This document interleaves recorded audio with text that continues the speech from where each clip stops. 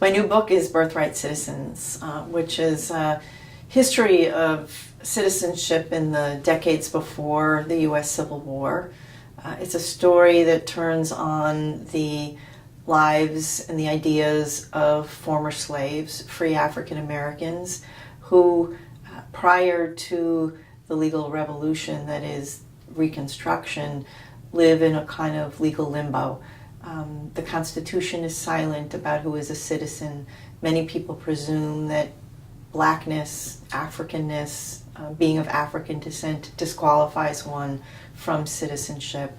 But Black Americans are looking to solidify, establish, to secure their place and their relationship to the nation.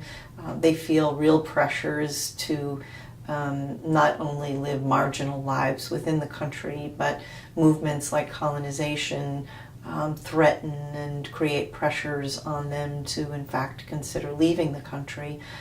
So as they wrestle with racism and the pressures to leave, they begin to develop this notion that they are citizens of the United States, birthright citizens, that is, citizens by virtue of birth on U.S. soil.